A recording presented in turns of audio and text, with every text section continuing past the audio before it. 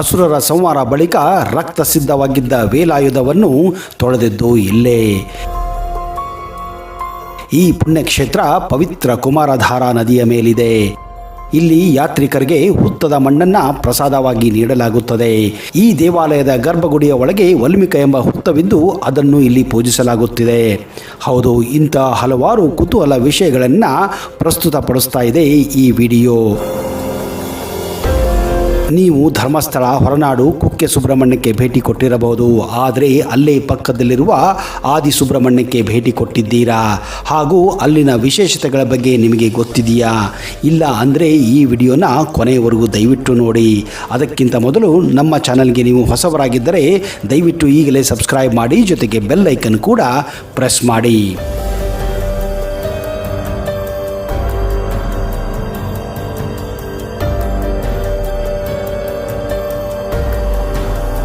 ನಮಸ್ಕಾರ ಸ್ನೇಹಿತರೆ, focus YouTube Kannada ಚಾನೆಲ್ಗೆ ಸ್ವಾಗತ ಸುಸ್ವಾಗತ. ತಾರಕಾಸುರನ ಸಂಹಾರಕ್ಕಾಗಿ ಕುಮಾರ ಸಂಭವ ನಡೆಯುತ್ತೆಂದು ಪುರಾಣಗಳು ಸಾರುತ್ತವೆ. ಕುಮಾರ ಅರ್ಥಾತ್ ಶಿವ ಪಾರ್ವತಿಯರ ಸುಪುತ್ರ ಷಣ್ಮುಗ ಅಂದರೆ ಸುಬ್ರಹ್ಮಣ್ಯ. ತಾರಕಾದಿ ರಕ್ಕಸರ ರುಂಡಮುಂಡಗಳನ್ನು ಚಂಡಾಡಿದ ಬಳಿಕ ತನ್ನ ಶಕ್ತಾಯುಧವನ್ನು ದಕ್ಷಿಣ ಕನ್ನಡ ಜಿಲ್ಲೆಯ ಧಾರಾ ನದಿಯಲ್ಲಿ ತೊಳೆದಿದ್ದನು ಎಂದು ಸ್ಥಳ ಪುರಾಣ ಹೇಳುತ್ತದೆ. ಇಲ್ಲಿ ಕುಮಾರನು ತನ್ನ ಆಯುಧವನ್ನು ಧಾರಾ ನದಿಯಲ್ಲಿ ತೊಳೆದಿದ್ದಕ್ಕೆ ಈ ನದಿಯನ್ನು ಕುಮಾರಧಾರಾ ನದಿ ಎಂದು ಕರೆಯಲಾಗುತ್ತದೆ. ಇಷ್ಟು ಮಹಾನ್ವಿತವಾದಂತಹ ಧಾರಾ ನದಿಯ ದಂಡೆಯಲ್ಲಿದೆ ಈ ಪವಿತ್ರ ಪುಣ್ಯಕ್ಷೇತ್ರ ಕುಕ್ಕೆ ಸುಬ್ರಹ್ಮಣ್ಯ. ಸುಳ್ಯ ತಾಲೂಕಿನ ಸುಬ್ರಹ್ಮಣ್ಯ ನೈಸರ್ಗಿಕ ಗಿರಿ ಶಿಖರಗಳಿಂದ ಕೂಡಿದ ಮನೋಹರ ಪ್ರದೇಶ. ಈ ರಮಣೀಯ ತಾಣ ಮಧ್ಯಭಾಗದಲ್ಲಿ ಸುಂದರವಾದಂತಹ ಕುಕ್ಕೆ ಸುಬ್ರಹ್ಮಣ್ಯ ದೇವಸ್ಥಾನವಿದೆ. ಬಂದರು ನಗರಿ ಮಂಗಳೂರಿನಿಂದ ಕೇವಲ 104 ಕಿಲೋಮೀಟರ್ ದೂರದಲ್ಲಿರುವ ಶ್ರೀ ಕ್ಷೇತ್ರ ಶಿವ ಪಾರ್ವತಿಯರ ಕುಮಾರ ಸುಬ್ರಹ್ಮಣ್ಯ ದೇವಸ್ಥಾನವಿದೆ. ಹಾಗೂ ದೇವಾನು ದೇವತೆಗಳಲ್ಲದೆ ಶ್ರೀ ಶಂಕರಾಚಾರ್ಯರ ಪಾದಸ್ಪರ್ಶದಿಂದ ಇದು ಪುನೀತವಾಗಿದೆ ಎಂದು ಪುರಾಣ ಹಾಗೂ ಇತಿಹಾಸಗಳು ಸಾರುತ್ತವೆ. ಸ್ಕಂದ ಪುರಾಣದ ಪ್ರಕಾರ ಶಂಕರಾಚಾರ್ಯರ ಕೃತಿಯಲ್ಲಿಯೂ ಕುಕ್ಕೆಯ ಪ್ರಸ್ತಾಪವಿದೆ. ಶಿವಕುಮಾರನ ಸ್ಪರ್ಶದಿಂದ ಪುನೀತವಾದ ಈ ನದಿ ಈಗ ಕುಮಾರಧಾರಾ ನದಿ ಎಂದೇ ಖ್ಯಾತವಾಗಿದೆ. ಈ ನದಿ ತೀರದಲ್ಲೇ ಕುಮಾರಸ್ವಾಮಿಯು ದೇವಸೇನೆಯನ್ನು ವರಿಸಿದ್ದನೆಂಬ ಉಲ್ಲೇಖವು ಪುರಾಣದಲ್ಲಿದೆ. ಲೋಕಕಂಟಕರಾಗಿದ್ದಂತಹ ತಾರಕಾದಿ ರಕ್ಕಸಗಣಗಳ ರುಂಡವನ್ನು ಚಂಡಾಡಿದ ಕುಮಾರಸ್ವಾಮಿಗೆ ಸುರಪತಿಯಾದ ದೇವೇಂದ್ರನು ತನ್ನ ಮಗಳಾದ ದೇವಸೇನೆಯನ್ನು ಧಾರಾ ನದಿಯ ತಟದಲ್ಲೇ ಧಾರೆ ಎರೆದು ಕೊಡುತ್ತಾನೆ. ಈ ಶುಭ ಸಂದರ್ಭದಲ್ಲಿ ವಾಸುಕಿ ಎಂಬ ಮಹಾಸರ್ಪ ಗರುಡನಿಂದ ಪ್ರಾಣ ರಕ್ಷಣೆಗಾಗಿ ತನ್ನೊಂದಿಗೆ ಧಾರಾ ನದಿಯಲ್ಲಿ ಶಾಶ್ವತವಾಗಿ ನೆಲೆಸುವಂತೆ ಕುಮಾರಸ್ವಾಮಿಯನ್ನು ಪ್ರಾರ್ಥಿಸುತ್ತಾನೆ. ವಾಸುಕಿಯ ಬೇಡಿಕೆಯನ್ನು ಈಡೇರಿಸಲು ಈ ಪುಣ್ಯಕ್ಷೇತ್ರದಲ್ಲೇ ಶಿಲಾರೂಪಿಯಾಗಿ ಸುಬ್ರಹ್ಮಣ್ಯ ಸ್ವಾಮಿ ನೆಲೆಸಿದ್ದಾನೆ ಎಂಬುದು ಭಕ್ತರ ಅಚಲ ನಂಬಿಕೆಯಾಗಿದೆ. ಹಿಂದೆ ಕುಕ್ಕೆ ಎಂದು ಹೆಸರಾಗಿದ್ದ ಈ ಕ್ಷೇತ್ರ ಇಂದು ಸುಬ್ರಹ್ಮಣ್ಯನ ದಯೆಯಿಂದ ಕುಕ್ಕೆ ಸುಬ್ರಹ್ಮಣ್ಯವಾಗಿದೆ. ಆದರೆ ಈ ಸ್ಥಳಕ್ಕೆ ಕುಕ್ಕೆ ಎಂಬ ಹೆಸರು ಬರಲು ಒಂದು ವಿಚ್ಛಿನ್ನ ಹೇಳಿಕೆ ಇದೆ. ಈ ಕ್ಷೇತ್ರದಲ್ಲಿ ಹಿಂದೆ ಜನರು ಕುಕ್ಕೆಗಳಲ್ಲಿ ಈಶ್ವರ ಲಿಂಗವಿಟ್ಟು ಪೂಜಿಸುತ್ತಿದ್ದರು. ಹೀಗಾಗಿ ಈ ಊರಿಗೆ ಕುಕ್ಕೆ ಎಂದು ಹಾಗೂ ಇಲ್ಲಿನ ಶಿವಲಿಂಗಕ್ಕೆ ಕುಕ್ಕೆ ಲಿಂಗ ಎಂದು ಹೆಸರು ಬಂತೆಂದು ಹೇಳಲಾಗುತ್ತಿದೆ. ಆದಿಶಂಕರಾಜರು ಕೂಡ ಭಜೆ ಕುಕ್ಕಲಿಂಗಂ ಎಂದು ತಮ್ಮ ಕೃತಿಯಲ್ಲಿ ಬರೆದಿದ್ದಾರೆ.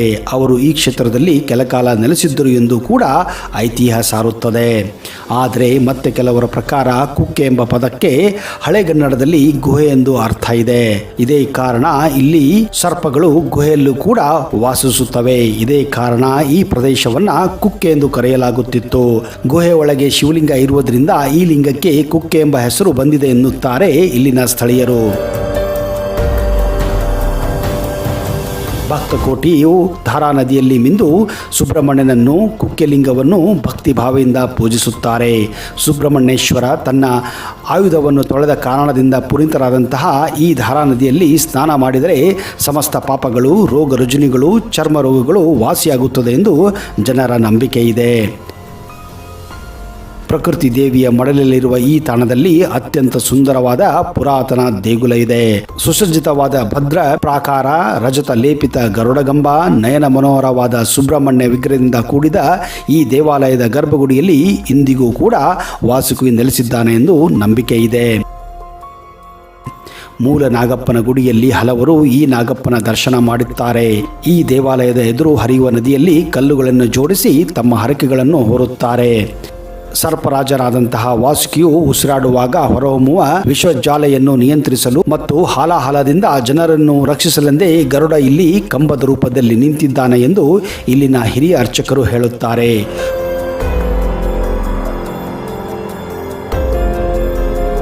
ಭಟ್ಟರಾಶಿ, ಶೇಷಾಚಲ, ಸಿದ್ಧಬೆಟ್ಟಗಳ ನಡುವೆ ಇರುವ ಕುಕ್ಕೆ ಸುಬ್ರಹ್ಮಣ್ಯದಲ್ಲಿ ಮಧ್ವಾಚಾರ್ಯರು ಸ್ಥಾಪಿಸಿರುವ ಮಠ ಹಾಗೂ ಆದಿಶಂಕರರು ನೆಲೆಸಿದ್ದ ಸ್ಥಳದಲ್ಲಿ ಶೃಂಗೇರಿ ಮಠವೂ ಕೂಡ ಇದೆ.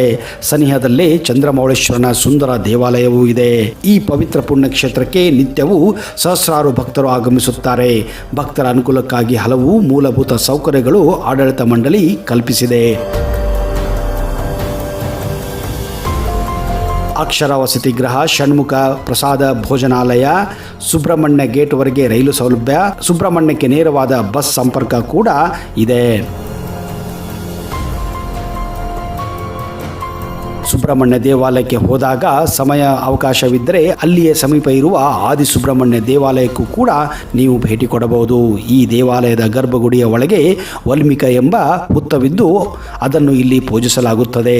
ಇತಿಹಾಸ ಪೂರ್ವ ಕಾಲದಿಂದಲೂ ಹುತ್ತವನ್ನು ಆದಿಶೇಷ ಮತ್ತು ವಾಸುಕಿಯ ರೂಪದಲ್ಲಿ ಪೂಜಿಸಿಕೊಂಡು ಬರಲಾಗುತ್ತಿದೆ.